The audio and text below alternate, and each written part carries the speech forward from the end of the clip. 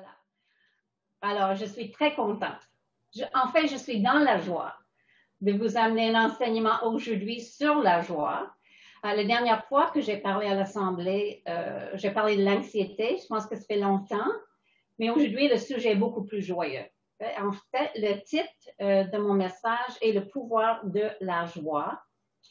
Et j'étais très inspirée par toi, Scott, par l'enseignement que tu as amené avant Noël, pour Noël, sur la paix, sur la vraie paix, sur la shalom de Dieu, que tu nous as dit que c'était beaucoup plus que l'absence de conflit, mais un sentiment profond de le bien-être et de l'harmonie et de plénitude. Alors, ça me semble, la joie et la paix, ça va ensemble. Souvent, lorsque j'écris mes cartes de Noël, j'écris « Je vous souhaite la joie et la paix en Christ Jésus pendant cette saison ». Et ouais, on vient de passer supposément la saison la plus joyeuse au monde. Lorsque on décore nos maisons avec beaucoup de lumière, on a mis beaucoup plus de lumière cette année. On dit à tout le monde joyeux Noël, on chante joie dans le monde. Et on lit dans toutes nos églises, au moins dans les églises, on lit Luc 2, 10 à 11. Et Scott nous a lu ça. Mais l'ange leur dit, ne craignez point, car je vous annonce une bonne nouvelle, que sera pour tout le peuple un sujet d'une grande joie. C'est qu'aujourd'hui, dans la ville de David, il vous est né un sauveur qui est Christ le Seigneur. Et ce passage n'est pas juste pour Noël, n'est-ce pas? C'est pour toute l'année. Et pourquoi est-ce que nous sommes, en tout cas, pourquoi les croyants, pourquoi est-ce que nous sommes si joyeux et excités lorsqu'on pense à ça? Je pense parce qu'on sait au profond de nous-mêmes que nous ne sommes pas seuls. Nous ne sommes pas laissés à nous-mêmes. On n'est pas sans provision.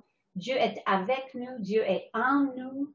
Emmanuel. Alors, il y a beaucoup de joie et nous savons que nous sommes sauvés. C'est la base de notre foi. Nous sommes sauvés de nos péchés. Nous sommes rachetés, pas seulement de nos péchés, mais les péchés contre nous aussi, nos blessures et la honte. Alors, mais malheureusement, nous ne sommes pas sauvés des problèmes, les restrictions, les difficultés dans ce monde. Mais on a la promesse que Dieu est avec nous dans les épreuves. Et j'ai lu cette citation dernièrement que j'aime. Le salut n'est pas une évasion du monde. On ne peut pas fuir les problèmes, les restrictions. Ce n'est pas une évasion du monde, mais plutôt un engagement avec le monde, mais avec joie.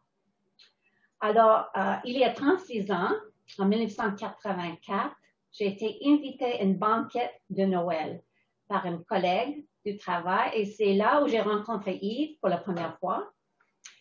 Mais plus important, c'est là où j'avais une rencontre avec Jésus. Il y avait d'autres invités, j'étais non-croyant, il y avait d'autres invités, il y avait des Juifs, une couple juifs qui ont témoigné de leur expérience avec Jésus. Et c'est quand j'ai entendu le message de Noël pour la première fois, j'avais une épiphanie que Jésus était vraiment Dieu, qu'il était là avant la fondation du monde et qu'il est venu pour tous les peuples, tous les gens, les Juifs et les non-Juifs, les musulmans.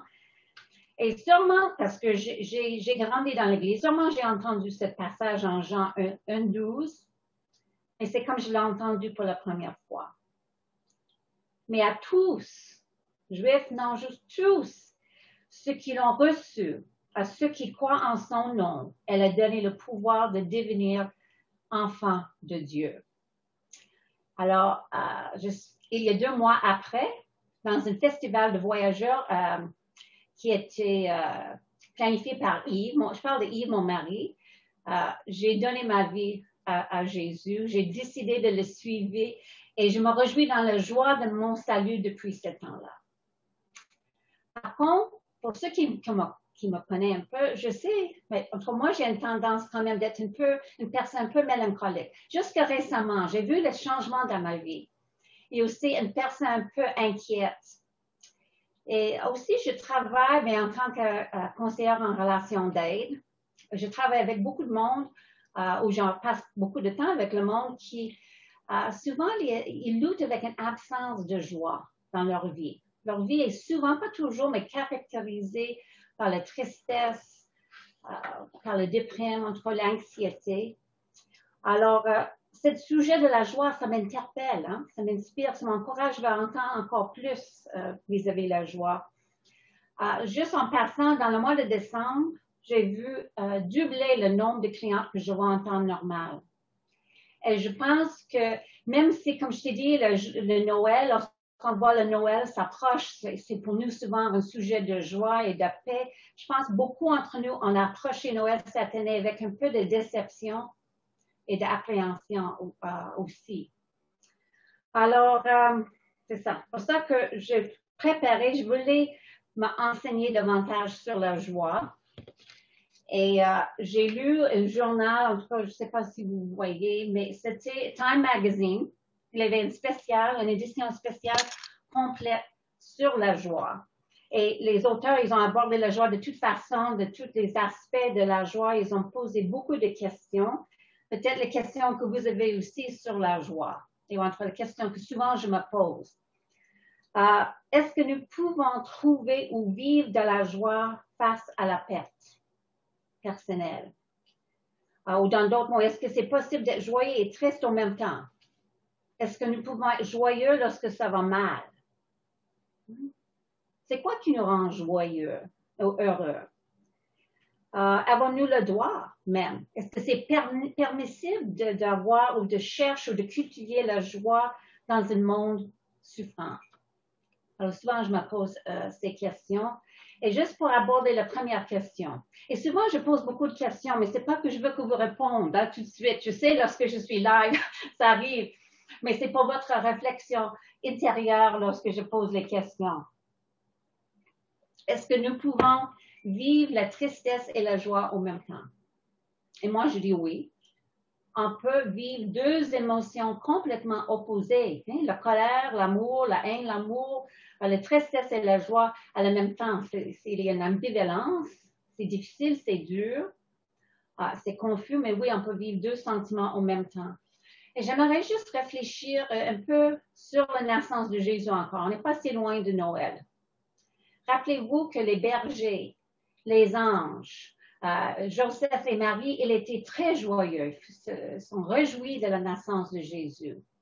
Et les rois mages et les mages, pas très longtemps après, ou quelques temps après, ils furent saisis de la grande joie lorsqu'ils ont aperçu l'étoile qui était au-dessus de la maison où Jésus et Marie et Joseph étaient logés. Alors, un grand événement de joie.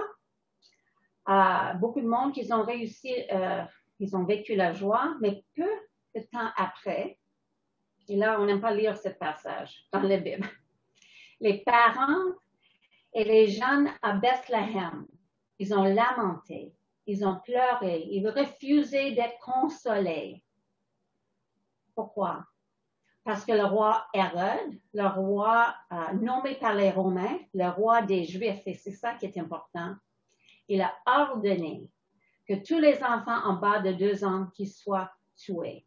Alors, imagine, c'est quelle horreur. On avait un événement joyeux, hein, la naissance de Jésus, mais on a un roi qui est jaloux, enragé, parce que lui considérait que lui, il était le roi des Juifs. Et les nôtres, l'enquête des mages était où est ce roi des Juifs qui vient d'être naître? Alors, on voit la tristesse et la joie à la même temps.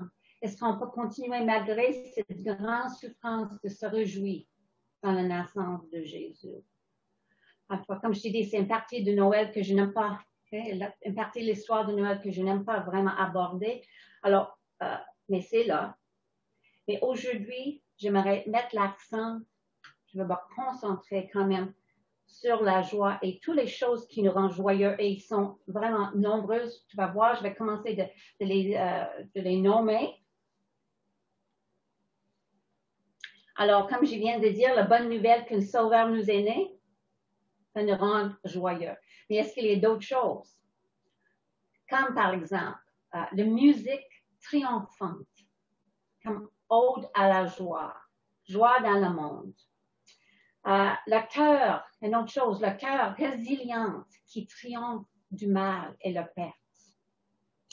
combien d'entre nous ont été très touchés par les vidéoclips que Scott nous a montrés avant dans cet automne. Les vidéoclips des athlètes qui ont complété la course malgré la souffrance, la perte, l'épuisement, je veux dire. Ils étaient blessés, ils ne pouvaient même pas marcher, mais ils ont terminé la course, puis on a pleuré de voir ça, pleuré de joie. Et on a pleuré de joie aussi parce qu'on a vu les autres qui sont venus pour aider ces athlètes qui ont terminé leur course. Ça nous donne beaucoup de joie. La naissance d'un bébé. Surtout pour les parents et les grands-parents, je viens de vivre ça dans le mois de septembre. C'est une des choses les plus joyeuses au monde. Ou lorsqu'un enfant éclate de rire. La guérison physique, lorsque nous sommes guéris physiquement, lorsqu'on entend quelqu'un qui a retrouvé la santé après une maladie, le cancer, le COVID, c'est une grande source de joie. Lorsque quelqu'un est guéri émotionnellement aussi, ou dans leur âme, la guérison mentale, où nous sommes libérés d'une dépendance, ça peut être dans nos propres vies ou dans la vie de quelqu'un d'autre, nous sommes libérés d'une dépendance ou une pensée toxique ou négative. Je me souviens, souvent j'ai pensé que Dieu était déçu avec moi. Et la première fois que je l'ai entendu, Dieu me dit, Catherine, je ne suis pas déçue avec toi. Je te fais confiance. Mon cœur éclaté de joie, une autre source de joie. Le retour d'un enfant prodigue. On vient d'entendre un enseignement de Scott dernièrement sur le retour de l'enfant prodigue. Il va enseigner là-dessus ce printemps. Et je ne me fatigue jamais d'entendre cette histoire. Parce que je vois toujours le père joyeux qui court après son fils, qui l'embrasse, qui l'accueille dans la maison. Alors, le retour d'un enfant, je sais que beaucoup d'entre nous ont prié pour le retour de nos enfants prodigues. La réconciliation. La réconciliation entre deux personnes qui sont éloignées par la géographie ou par un malentendu, par le manque de communication. Je ne sais pas pour vous, mais j'aime tellement de voir d'aller à l'aéroport et voir les réunions dans la section d'arrivée, pas départ. Okay? Lorsque les personnes sautent dans les bras les unes les autres, ils se retrouvent leurs bien-aimés. Ça, c'est une source d'une très grande joie que moi, j'aimerais garder. Une autre source de joie, la récolte, l'abondance, la plénitude, la variété. Pensez d'une corne d'abondance remplie des légumes fraîchement récoltés. Ça réjouit mon cœur. Les enfants dans un magasin de bonbons. Le bricoleur dans un magasin de quincaillerie. Ou imaginez toutes sortes de lumières. On vient de voir Illumi cette semaine à Laval. C'était fantastique. Toutes les lumières. On pense d'une courte pointe aux couleurs multiples. Une chute d'eau, avec beaucoup d'eau. Une galerie d'art. Ça rend nos cœurs joyeux. Et je pense qu'on connaît les dangers de l'excès. L'excès de la nourriture, de bonbons, d'alcool, tout ça, on sait. Mais je crois en tant qu'être humain, Dieu nous a créés avec une penchant pour l'abondance, pour la variété. C'est juste considère Psaume 23. C'est dit, tu dresses devant moi une table en face de mes adversaires. Et moi, j'imagine une table avec la plénitude. Et moi, je crois que notre Dieu est extravagant. Et tu oignes de huile ma tête et ma coupe déborde. Chaque fois qu'on parle de la joie, il y a cette image, cette notion que notre coupe déborde. Hein? Il y a une abondance. On peut dire même excès. Et un autre psaume où je médite, où j'ai médité, j'ai même écrit ça sur mon tableau. J'ai médité sur ça dernièrement. Psaume 36, 7 à 8. Combien est précieux ta bonté, ô Dieu. À l'ombre de tes ailes, on a chanté ça, hein, ensemble. Les humains cherchent un refuge. Ils se rassasient de l'abondance de ta maison. Ils se rassasient de l'abondance de ta maison. Et tu les abreuves au torrent de tes délices. Oups. Me semble. Oh, je continue. Okay? Une autre chose qui nous donne la joie, même si je ne le vois pas. Lorsque nous complétons un projet ou une tâche, nous atteignons nos objectifs. Je ne sais pas pour vous, mais je connais beaucoup de monde, beaucoup de gens qui ont compilé une liste de 21 choses qui veulent explorer cette année, 21 buts, 21 choses qui leur rendent leur joie.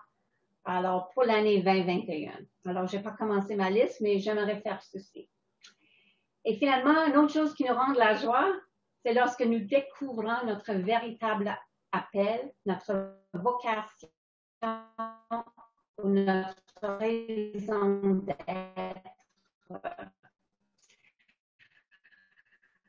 Alors, je pense que on sait, c'est le fondement, c'est notre appel. Mais chacun de nous, on est très différents, on a tous les dons différents, les faiblesses, les forces, et je crois que nous sommes appelés de refléter Dieu selon nos personnalités uniques. Il y a des choses que vous pouvez faire que je ne peux pas faire, et vice-versa. On est reflété d'utiliser nos dons uniques, de découvrir c'est quoi nos dons, même nos faiblesses dans nos dons et nos limitations, et refléter Dieu dans cette manière, selon nos personnalités.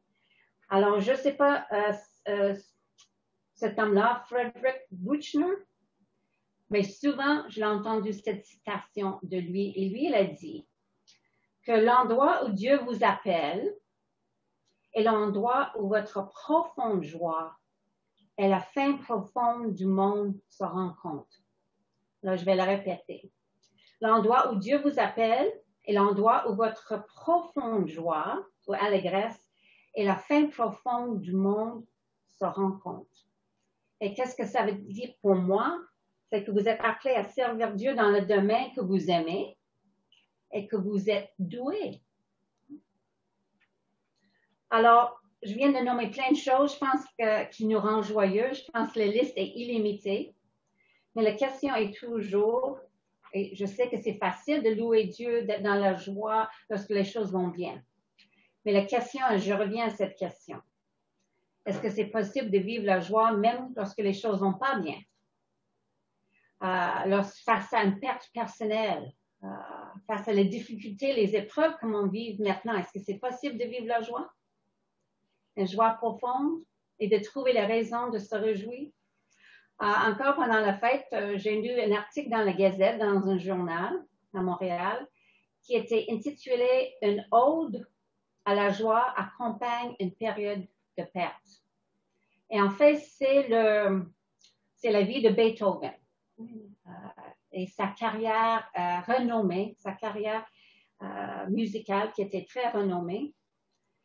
Et je ne sais pas, plusieurs commentateurs, ils ont dit que ses œuvres ultérieures, les œuvres qu'il a écrites à la fin de sa vie, ils ont vraiment changé le monde de la musique. Ils étaient si originaux qu'ils ont changé le monde de la musique. Combien d'entre vous connaissez la symphonie, la 9e symphonie, ou la musique, la pièce, la ode à la joie? J'aimerais jouer ça ce matin. C'est considéré encore la plus grande pièce orchestrale jamais écrite. Mais est-ce que vous savez que Beethoven, qu'il a écrit ça lorsqu'il était complètement sourd? Lorsque Beethoven, lorsqu'il a commencé d'être sourd, il avait les difficultés d'entendre les notes très élevées. Mais il était très révolté à cette époque. Il était très en opposition à son déclin. Et apparemment, il ne voulait pas écrire, ou il n'a pas écrit beaucoup de pièces avec les notes élevées. Et lorsqu'il a joué le piano, il a forcé, ou en tout cas, il a touché les touches de la piano avec une telle force que souvent, il les a ruinées. Mais apparemment, à la fin de sa vie, ou plus dans les dernières années de sa vie, lorsqu'il était complètement sourd, et on peut dire qu'il était un peu libéré de les attentes sociétales vis-à-vis de la composition, il écrit son chef-d'œuvre. Il écrit Ode à la joie. Il y avait beaucoup de notes triomphantes et élevées dans ces pièces-là. Et ça réjouit nos cœurs depuis les siècles. ou les années. Alors, j'ai une question pour moi et pour vous ce matin. Y a-t-il un endroit dans vos vies où la perte et la souffrance vous a finalement conduit à un lieu de plus grande liberté ou de joie? Peut-être on peut discuter ça dans le Café Connexion. Y a-t-il un endroit dans vos vies où la perte et la souffrance vous a finalement conduit à un lieu d'une plus grande liberté ou de joie? Je ne sais pas, pour moi, cette pandémie, ou peut-être même à Noël, peut-être on a vécu beaucoup de pertes, n'est-ce pas? Peut-être à une plus petite échelle, mais on a perdu le privilège de visiter nos familles en personne ou d'avoir les grandes réunions familiales. On a perdu le privilège de voyager au loin. On a perdu beaucoup de nos traditions de Noël, en tout cas pour cette année. Mais peut-être vous avez découvert, comme moi, qu'on est beaucoup plus résiliente qu'on a le pensé. Et peut-être vous avez commencé des nouveaux ou des nouvelles traditions. Hein? Peut-être vous avez trouvé la joie dans les petites choses. Ça, j'ai remarqué ça dans ma vie. Et souvent, je suis interpellée. Je suis inspirée par les personnes qui trouvent, parce que ce n'est pas ma nature, par les personnes qui trouvent la joie dans les épreuves, ou qui sont capables de remercier Dieu quand même, même lorsque ça va très difficile, même dans les conditions ou les événements, on peut dire, horrifiques. Souvent, j'ai lu les témoignages des survivants de l'Holocauste, par exemple. Et juste un exemple, j'étais très inspirée par l'histoire de Corey et Betsy ten Boom. Ces deux sœurs, ils étaient emprisonnées dans un camp de concentration par des nazis parce qu'ils ont caché des Juifs dans leur foyer. Alors, Betsy et Corey, ils étaient confinés. Je pense de leur confinement, ils étaient confinés dans la même caserne ou la même cabine. Et à un moment donné, leur cabine était infiltrée ou infestée par des pousses, les petits bibittes. Et apparemment, Betsy et Corey étaient capables de remercier Dieu pour les puces.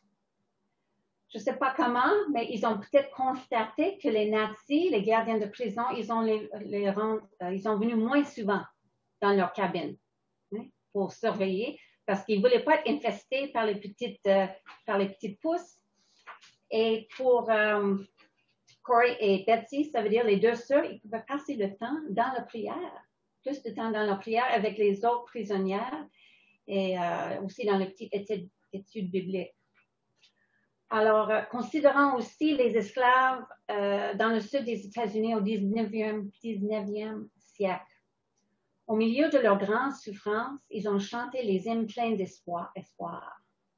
Et c'est certain que pour beaucoup de ces hommes et ces femmes, ils ont été soutenus par leur foi dans un Dieu de justice et par leur promesse de la gloire future. Mais aussi, plusieurs commentateurs, ils ont observé que lorsque nous sommes dans les difficultés et lorsqu'on chante ensemble avec un même cœur, ça peut amener à une certaine solidarité et ça nous amène encore à la solidarité, à l'action.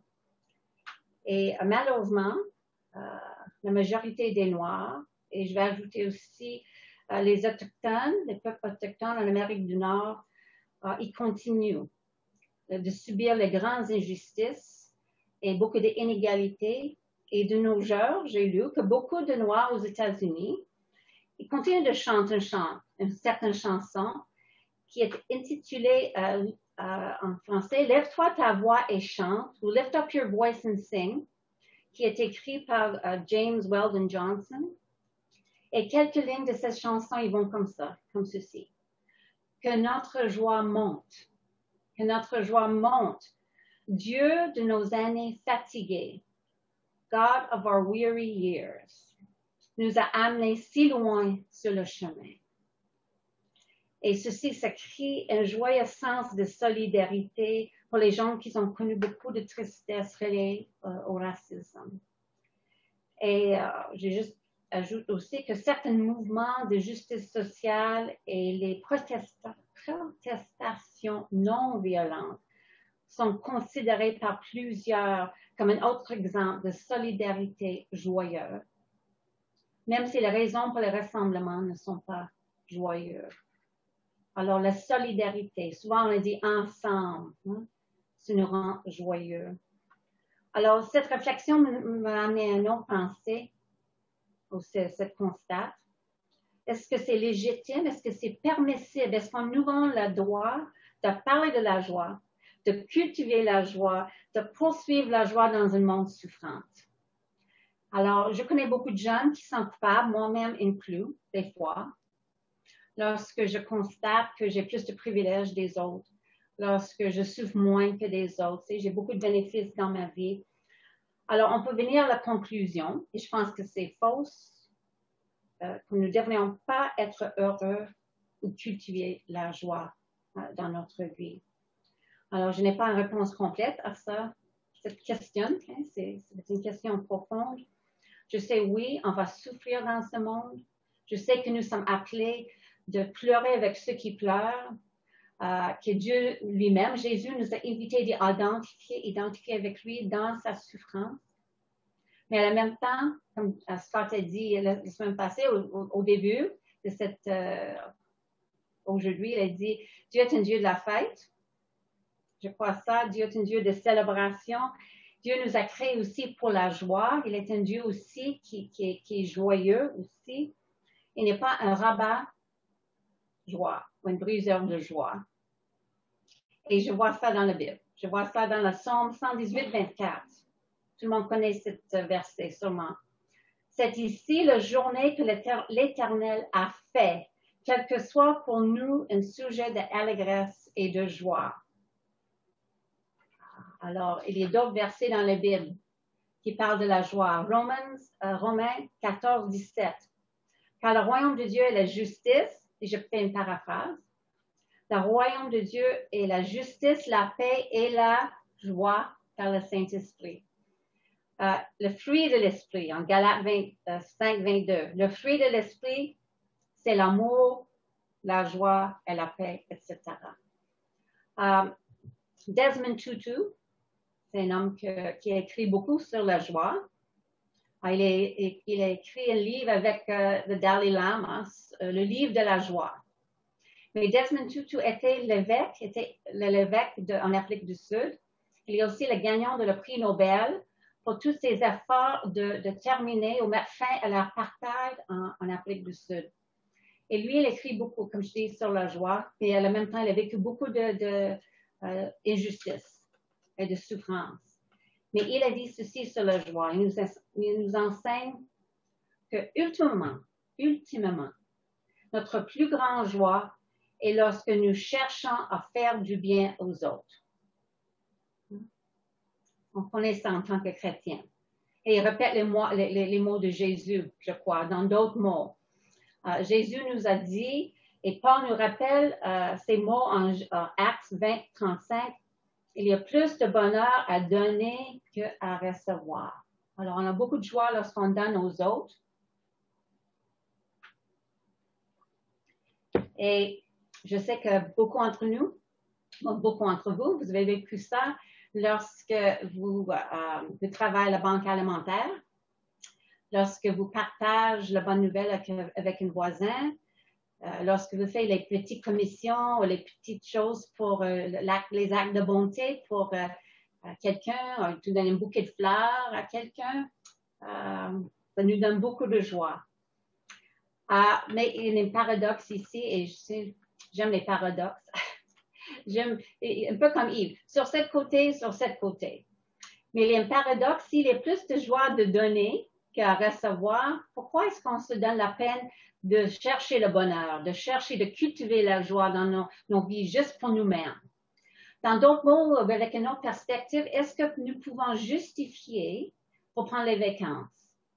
Est-ce que nous pouvons justifier de prendre une marche quotidienne dans la nature, aller au spa, déguster un bon repas avec un bon verre de vin, nous faire du bien dans d'autres manières, visiter un jardin des fleurs, une galerie d'art, etc., écouter la musique et surtout seul, juste seul, pour nous-mêmes? C'est ma question. Mais en réfléchissant, réfléchissant, je veux dire oui, oui. En partie parce que lorsque nous sommes comblés, lorsque nous sommes réfléchis, lorsque notre coupe déborde, nous sommes plus capables, nous sommes plus en position de donner aux autres. Alors, c'est un peu le principe lorsque nous sommes à bord d'un avion lors d'une urgence et nous sommes instruits de mettre notre masque d'oxygène d'abord et ensuite mettre le masque d'oxygène de notre enfant. Alors, comme ça, je vous encourage aujourd'hui. Je dis, remplis votre coupe chaque jour en contemplant sa beauté en première, mais c'est une chose, en respirant profondément, en chantant dans la douche, en mangeant un petit crème glacée de temps en temps. C'est bon pour notre santé mentale de marcher dans la nature chaque jour, de sauter, de regarder des photos, des choses qui nous font rire, de cuisiner, faire des choses pour le plaisir. C'est bon. Et c'est intéressant, mais la recherche et les sondages nous montrent que lorsque nous sommes heureux, lorsqu'on dit qu'on est heureux, nous sommes plus créatifs, nous sommes plus flexibles, nous sommes plus sociaux et peut-être plus important, nous sommes plus capables d'aimer et de pardonner les autres. Par contre, l'opposé est vrai. Lorsqu'on parle avec les jeunes qui sont malheureux, les jeunes malheureux, ils ont tendance à être plus critiques, de juger plus facilement les autres personnes et eux-mêmes. Ils sont plus absorbés ou préoccupés par eux-mêmes, leur propre peine, leur douleur, leurs blessures, leurs lacunes et tout ça. Je pense que c'est le cœur humain. J'ai certainement vécu cette dynamique dans ma propre vie. Et j'ai beaucoup de compassion pour ceux qui souffrent, qui sont malheureux parce que je sais qu'ils souffrent dans leur corps souvent et dans leur âme et ils ont besoin d'aide pour être guéris et d'être guéris de leur propre douleur et de leur propre peine. Mais il y a un cercle vertueux ici. Pas un cercle vicieux, un cercle vertueux. Et c'est pas mon titre là, mon frère, c'est Desmond Tutu encore. Et lui, il a dit ceci. Oui, le plus que nous sommes guéris de notre propre peine, le plus que nous sommes capables de nous tourner vers la douleur des autres. C'est ça que je viens de dire un petit peu. On guérit de nos propres peines. Et ensuite, on est plus capable de tourner vers les autres. Mais en même temps, il dit ceci. Le plus que nous nous tournons vers la douleur des autres, le plus que nous sommes guéris de nos propres douleurs. Alors, c'est un cercle vertueux. On fait ça en parallèle. On donne, on reçoit, on donne. Alors, on ne peut pas attendre d'être complètement guéri de notre propre peine avant de tourner vers la douleur des autres personnes.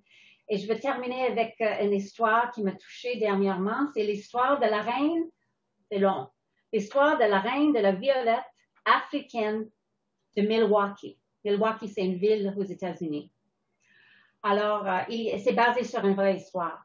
Alors, il était une fois une femme qui était très riche et elle était impliquée dans son église. Mais malheureusement, tragiquement, elle a eu un accident. Elle était confinée à une chaise roulante. Alors, elle a commencé de plus en plus de reculer de son église. Elle est devenue de plus en plus déprimée. Elle s'est isolée dans sa grande maison, riche, mais elle ne voulait pas vivre. Alors, éventuellement, une amie de cette femme, elle a demandé à une psychologue renommée de rendre visite à son amie. Alors, il a vite constaté, le psychologue, que oui, elle était vraiment déprimée, mais aussi, il a observé quelque chose d'autre. Il a observé qu'il avait beaucoup de petits fleurs, petits pots de fleurs, avec les boudous, ou les petites pousses de la plante, African violet, la violette africaine. Alors, ceci est le conseil qu'il a donné à cette femme. Il a dit, OK, chaque fois que vous voyez, que tu vois quelqu'un dans ton assemblée ou dans ton entourage qui a eu un bébé, où il y a un mariage, une naissance, un décès, il a dit, écris une petite carte et amenez cette carte, portez cette carte avec un petit pot de fleurs de violette africaine à ces personnes. Parce qu'il savait que, oui, on a besoin d'arracher les mauvaises racines de la dépression, c'est vrai, mais aussi on a besoin de chercher les petits signes de vie et les arrosé aussi. Alors, heureusement, pour cette femme, elle a suivi le conseil de cette psychologue et ça a changé complètement sa vie. À la fin de sa vie et ses propres funérailles, elle avait tellement de monde, tant de monde à ses funérailles, que l'Église ne pouvait pas accommoder tous les visiteurs. Ils sont allés là pour leur rendre hommage et ce n'est pas le but. Mais ça nous montre que tous les petits actes de bonté peuvent faire une grande différence dans nos vies et dans la vie des autres personnes. Alors, ça m'interpelle, ça m'inspire beaucoup et je vous exhorte aussi. Alors, cherchez les signes de vie dans vos propres vies, les choses qui vous donnent un peu de joie, les arroser et les faire fructifier. Et en conclusion, et je parle à moi-même aussi, si vous voulez découvrir le pouvoir de la joie, levez-vous chaque matin et dites avec enthousiasme, ceci est la journée que le Seigneur a fait, quel que soit pour nous, quel que soit pour moi, un sujet de joie, et remercie Dieu pour tous les bienfaits. Et ensuite, demande, comment est-ce que je peux partager la joie? Qu'est-ce que je peux faire? Est-ce qu'il y a une petite chose que je peux faire pour bénir et encourager ou faire du bien à quelqu'un aujourd'hui? Et ça va encore dans la même ligne de pensée que Scott a amené la semaine passée. Lorsqu'il a dit, il a terminé son message en disant, chaque matin, lève-toi avec la pensée, comment est-ce que je peux être une source de bénédiction pour les gens qui m'entourent? Alors, je pense qu'on est exhorté trois fois de faire ceci. Et rappelez-vous que la bénédiction et la joie sont contagieux. Nous pouvons propager le virus de la joie sans crainte et être dans le cycle vertueux de la joie avec abondance. Alors, amen. Sois dans la joie. Découvre le pouvoir de la joie.